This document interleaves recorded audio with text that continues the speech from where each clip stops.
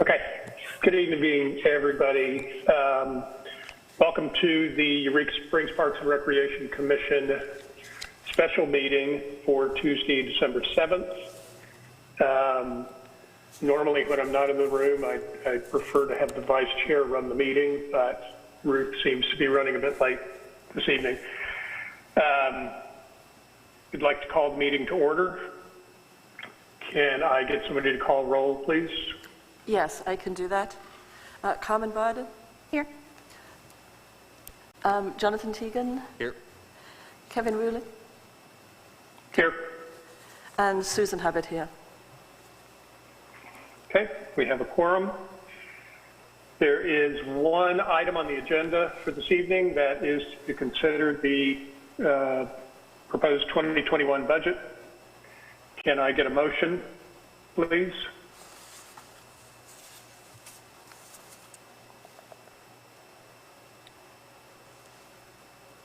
I motion to approve the proposed 2022 budget attached here too.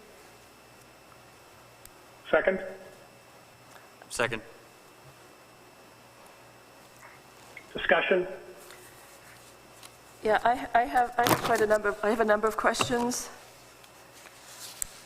The first is, I know there's a number of items that were approved in the budget for this year that didn't get completed and are now proposed for next year, but how does that money get handled in the budget? It just ends up on next year's budget. It was, take for instance, purchase of a new truck for the maintenance person. That was actually approved in the budget and then actually upped when we couldn't find one for that price, and we still have been unable to find one. So the money simply wasn't spent this year. And we will, in fact, have requested it again this year. So ideally, with the chip situation finishing up, or hopefully resolving itself, we'll be able to find the vehicle we want. And as long as it's in this year's budget, then we will spend it this year. If it's not in this year's budget, then I would have to come and request approval of it on a single transaction basis. Okay, so you are showing that for last year that we're in the red for, in a plus for almost 120,000. So are those items, would they be covered by that amount? I'm not sure I follow you. Okay, whatever. so you have, I assume that the budget normally is supposed to zero out, is planned to zero out, or close to that? Well, not necessarily. Okay. But if you have money that, this is money that's left over that wasn't spent. Yes. So was it not spent because of those items that we weren't able to get done in last year for various reasons, or this year for various reasons? Well, that money just ends up staying in the reserve accounts that we have and can be drawn on. That's why we have reserves of a few $100,000. We are aware that we've got some large projects coming up, and so that just ends up on our balance sheet as an asset, right? And is available for future purchases, I should say. Okay. Well, the reason I'm bringing this up is I noticed we're 144,000, or almost 145,000 over for this year. We have extra money, but I'm wondering if that 120,000 would cover part of that balance. Well, yes and no. Not directly. It ends up in the savings accounts and is a pool of funds from which we can draw to make future expenditures. Okay. Okay. So with the reserve account, do we feel like we have sufficient money in that reserve account? We're not like trying to add to it right now. We're just trying to balance out each year pretty close? In reality, no. I don't think we have nearly enough for some of the big projects that we have coming up. The dam railing, repairs of the road, hopefully a remodel of the bathhouse, Basin Park. There's some huge projects that we have that are going to cost hundreds of thousands of dollars. And if we were going to do them all today, we would not have the reserves to cover all of those. Okay. And a lot of those are not included in this budget, right? The amounts are not included. That's correct. Yeah. In fact, you might notice on, if you have, of course, the budget itself, proposed budget is just one page, but I sent each of you the worksheets that had some backup information. And page 3 of that was how I got some of the numbers. Like I'm just looking at maintenance, repairs, and capital improvements. For instance, we have Basin Park rebuild, and it shows $0. Right. Well, that's because we have no idea sitting here today what number to put in. And so I put it in there just as a reminder that that is something we at least have to mentally budget for, that we are going to have some expenditures. Okay. So it's going to all depend on what projects come up. I've got the 2 requests for proposals that are ready to go out, one on Basin Park, one on the dam railing. Once we start getting input, find out what those projects are going to cost, we'll look at them one at a time and look at the reserves we have and decide which projects are going to be funded first. Okay, yeah, I'm just wondering if, I mean, we're passing a budget now that puts us 145,000 in arrears, Yes. and we know we have other expenses coming up, and I'm wondering about the advisability of doing that. Well, it was planned for quite some time. We have, as I recall, over 450,000 in reserves. I don't have a balance sheet with me tonight, but it's over $400,000 for these types of projects that we knew were coming up. There's also grants that we're applying for, et cetera. So, some of the things that we budget for, life happens and they end up differently. A good example is just looking at the road repairs for $30,000. That's we just spent roughly 20 doing the repairs that we just did. We really needed to spend about $100,000 if we had the funds, but we didn't, and so we had to decide what was the minimum that we could use to take care of the biggest problems. But we don't have the reserves to cover that we need to pay for over the next few years, but we do have reserves, and that's a good thing. And those reserves are specifically with the understanding that you're eventually going to eat into those for some of these projects that we're anticipating. Okay, so does that leave us without, I mean, if we spend those reserves and we had another big emergency, does that leave us without any cash? Well, it would, but we're not even close. Like on this budget, we wouldn't even be using but about 1/4 of our reserves. Okay. Even though this proposes that we would dip into our reserves in the tune of approximately $145,000, we would still have 3 times that left, even if we did spend that this year. Okay, yeah. I'm just thinking that this is a time for us to be kind of lean. Oh, yes. Because we do have a lot of big expenses coming up, and Yes. we do, especially as we know already we're going to be overspending, that we really do need to look, see if there's things we can cut back on, at least temporarily for this year. Well, and we did quite a bit. Kevin and I had met several times over this budget, and believe me, there are things that I wish were on here that aren't. And likewise with Kevin, I'm sure. But it is what it is, and so we will we do a couple of things. First of all of the estimates in this budget, just like last year, were conservative. We estimated our income lower than it probably will be, hopefully, and we kind of overestimate some of our expenses. And I just tend to be a little more conservative on these sorts of things, and we should end up better than what this budget reflects because of that. But on the other hand, we can't just be misers and not expect to dip into the reserves. That's why we've planned over the years the way we have, knowing that we have these big projects coming up. Okay. There's also, by the way, grants that aren't reflected on here that we hope and expect to get. Okay. A good one that I'm aware of right off the top of my head is the bridge over Leatherwood Creek. It's likely that we won't spend that $30,000 that we, a grant's not specifically approved yet in writing, but at least looks like like that. So we continue to beat the bushes for grants and other sources of funding. Right. So if we didn't get the grant, is the proposal still to build the bridge? The way the budget is tonight, it shows $30,000 on there for the bridge over Leatherwood Creek. So what will likely happen if we get a grant and we don't spend that $30,000, then that's just $30,000 that's not spent. And if it's not spent on something else, it ends up in reserves. Okay. So, I mean, I see the utility of having that bridge there, but we also are going through more planning for that area. I would really question us spending parks money on that bridge right now, and wonder if that can be removed and maybe addressed in a future year if we don't get the funding.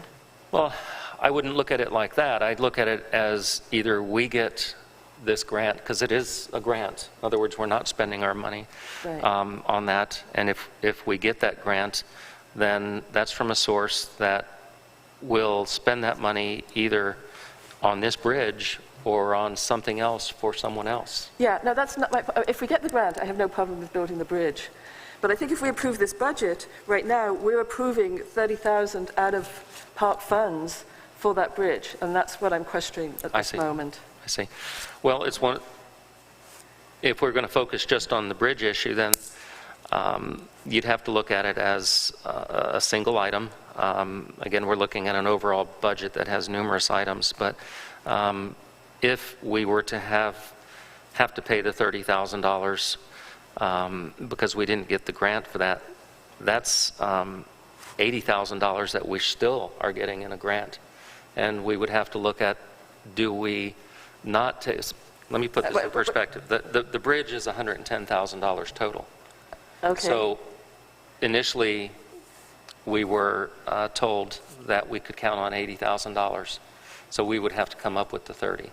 Now we're being told that they think they can fund the full thing and we won't have to pay anything for it. Okay. So if, let's say, we didn't get the $30,000 additional grant money, we would have to decide, well, this is a bridge that we need for safety reasons to get both hikers and bikers from our parking area to the trailhead and to the shuttle turnaround. And do we, if we know we can get it for only $30,000 out of our pocket versus 110, then again, I don't have a vote in the matter, but, Okay. Okay. You as commissioners would have to decide, well, is this something we want to do now for $30,000 or do sometime later for 110? Okay, now I understand, because this has not come before the board at all before. So I did not understand about that I see. 30,000. I mean, I know often it is a matching proportion, but it was never brought to the board. And it kind of feels a little bit like it was just snuck in here without us any explanation as to what was behind that. But okay, now I understand, and now I understand the benefit of doing that. Okay, yeah. But I do request that money not be spent if we don't go ahead with the grant, don't get the grant money and don't go ahead. But we wouldn't be able to anyway because it wouldn't be enough for the bridge, I think is what you're saying. Exactly. Yeah. Yeah, okay. And for what it's worth, I've been verbally told that we will get the full amount. I Okay. just haven't seen it in writing. Actually, I have seen it in an email, but not anything more formal than that. Okay. And then signs and interpretive signs, it shows up in a number of places, and I'm assuming some of it is because it's different locations within the park system. But under Lake Leatherwood City Park, the last item on the proposed budget is 560 is for 10,000 for signs. Yes. But if you look under the breakdown of major repairs, there's 15,000 for signs. And I wasn't sure why there was duplicate and why that would be separated out when it's still obviously the same basic location. Yes. Basically, just because of the terminology that we have here, the signs that are shown on line 560, it just says signs. And I put in, when you see the breakdown, I assume you're looking at page 3 where yes, it shows again. Under 554. Right, so 554. Let me look at the line item. So So yes, $15,000 in signage. There was a sort of a redesign of the signs out at Lake Leatherwood, and that would be most of the signs for the trails, for instance, come under that. The signage that we have on line 560, just under signs, the $10,000, that was interpretive signage that I had hoped actually to have in this year, but we didn't accomplish that, and I do hope to get that implemented this year. Okay, what kind of interpretation? Well, that is something that hasn't been thoroughly planned out. As you're aware, we have the Glade project, and there is a sign that actually was just recently purchased. We haven't received it, but there's a sign for the Glades that that was in this current year's budget, and we would have similar signs to that. The $10,000 that you see here on this line item, that was a number that I came up with through a, I wish I could remember his name. There's a gentleman that taught the interpretive, certified interpretive guide course that I took a year or two ago, and he has consulting specifically related to designing interpretive signs, and that was a number that he indicated would be a good estimate for what he and I had talked about out at Lake Leatherwood. But the specific signs, other than for the Glades, have not yet been designed. Okay, and then the you said the signs that are under major repairs, that's for the trails. Is that also a match for a grant?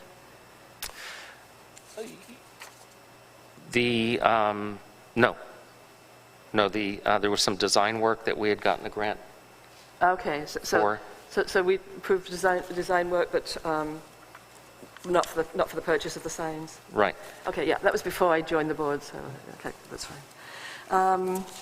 Okay, and then I was looking. I was just looking at this because I was seeing this was going over budget. Over budget. I was looking at things that had increased quite a bit from last year, and the one item was the gardens, which went from a little under 12,000 to 20,000.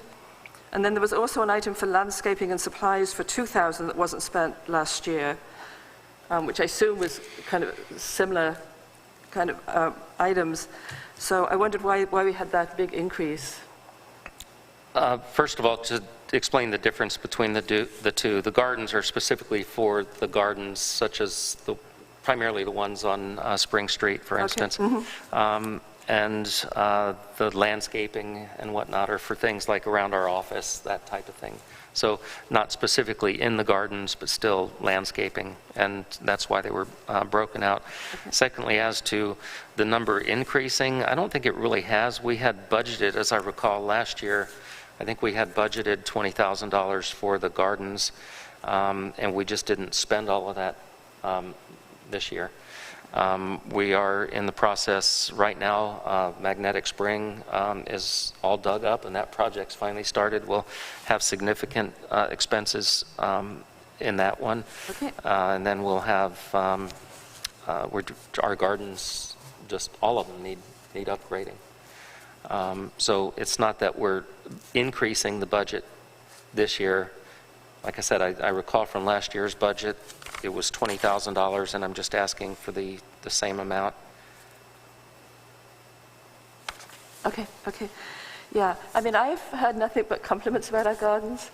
And I know as a gardener, you can always think of things to improve. But I think we actually are doing a good job with gardens now. But I definitely do understand that Magnetic will need some extra work. Yes, so will. Yeah. Okay, and then I think my final questions are on payroll. And again, this was, by my calculation, there was a 15% in payroll from last year to this year. I mean, to the year from this year to the year we're considering now. And we've already lost one position that was fairly expensive we're not planning to replace. Yes. So I was wondering, and I know you have done some pay increases, but that was larger than the pay increases. So I wondered why that increase in budget, in payroll budget. Mainly because payroll has gone up quite a bit.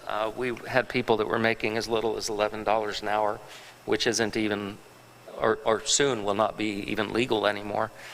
And I've had to give people $2 and $3 an hour pay increases just to make, just to keep people on staff. It's been a very difficult year to keep people working. There's a lot of opportunities where people can go elsewhere and make quite a bit more. And so we are in a situation, in fact, anybody that employs a significant amount of people this year are having to pay quite a bit more. Okay, so I notice for the breakdown you provided, there's some employees that are getting quite a substantial pay raise, Yes. and some that are getting none.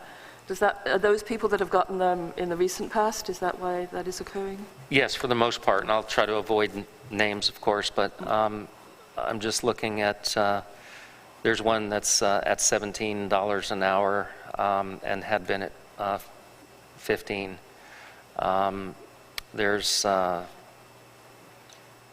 let's see, there's another one here that, well, the biggest one that you mentioned that we don't have on staff anymore has freed up some funds, but we need an administrative person, for instance, which we haven't had for 2 years, and we are in desperate need of a person for that. We put in $18 an hour, which in the past, I think that position was filled at about $15 an hour a few years ago, if I recall correctly. And we just cannot get somebody to do it for $15 an hour. Right, yeah. We've put ads in the paper, and or at least online, I don't recall which, and received no responses at $15 an hour. There was a conscious decision we made when we were budgeting last year that was based on the fact that there was a very low retention rate in the parks.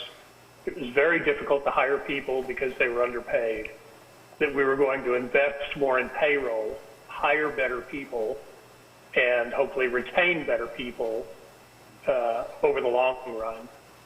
So we've kind of slowly raised the wage of a number of the critical positions in order to get people who are going to come in and stay. The turnover in the parks was 70 or 80% every year in the past because they were such poor-paying jobs.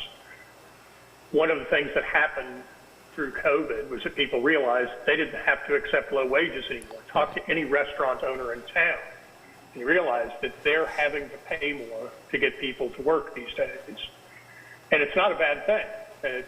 We're able to get more productivity. The groundskeeper that we have this year was hands down better than groundskeepers in the past and Yes. far more productive.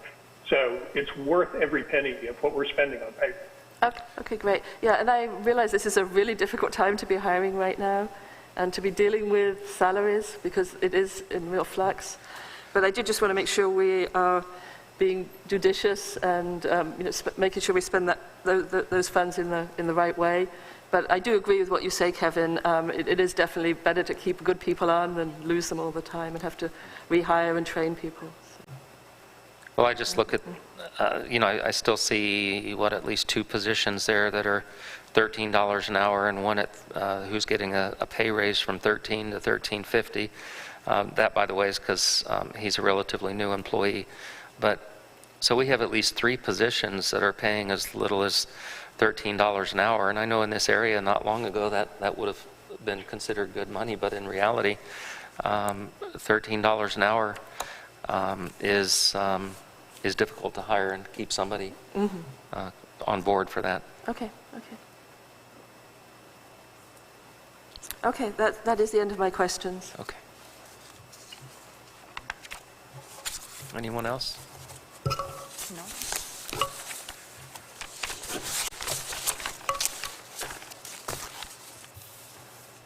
Okay. Do we have any other comments, discussion, questions? No. Doesn't Okay. look like it. We have a motion before us to approve the budget and a second. All in favor? I'm sorry, may I interrupt for a moment? Sure. There was an issue that you and I, you had texted me about beforehand. Is that something you wanted to raise? Yes, the special events. That should still be in there from what we had previously. And I'll explain that quickly. We had $15,000 in for special events, just like we did in the previous year. And in discussions with Kevin as we were working on this budget, I misunderstood exactly how he wanted to handle that.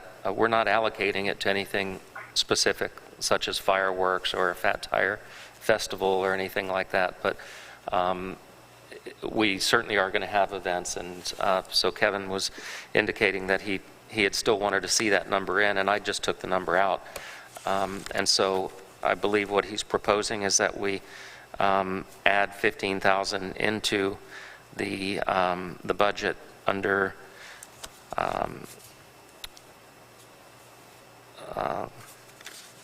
under special events.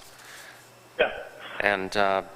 And then, of course, that would just increase our expenses by $15,000 and require an additional $15,000 from reserves. But that would require somebody to make a motion to amend the previous motion. If I wasn't clear, somebody could make a motion to amend the motion that's on the floor at the moment to add the $15,000, but it would take a separate motion and vote to change that motion. Does that make sense? Can we amend that now, or do we wait? No, that would make sense. We amend it now. Somebody would have to move to amend the motion. There would be a vote on that, and if everyone agreed to amend the motion to add $15,000 as a line item for special events, then that motion as amended would be voted on. So just as a little bit more explanation, prior to any of us being on the commission, the Parks Commission made a commitment to take on the Fat Tire Festival. So we have had a commitment to put it on. Because of COVID, it has not occurred for the last 2 years. We are working with a private event director, working through budgets. The intent is for it to be a net zero cost to the Parks Commission. Ideally, that you will make enough money off the event and off sponsorship to the event to break even, but we're still in the process of doing that. But the $15,000 needs to stay in there because we have made a commitment in the past to put the event on. And part of that is a commitment to CAPC, who is also partnering in the event to promote it. So it needs to remain in the budget.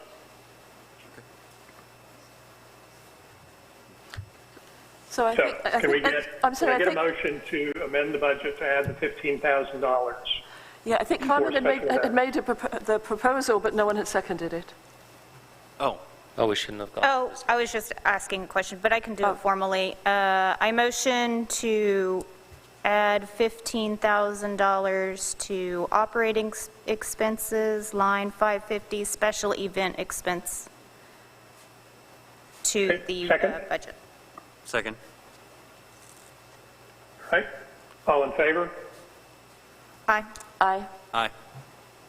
Aye. Okay, passes. So now, now we have the so now the we have motion. the original motion and second to approve the budget. All in favor? Aye. Aye. Aye. Aye. Motion passes. Okay, that is our sole business for this evening. Meeting is adjourned. Thank you. Thank you. Thank you, everybody.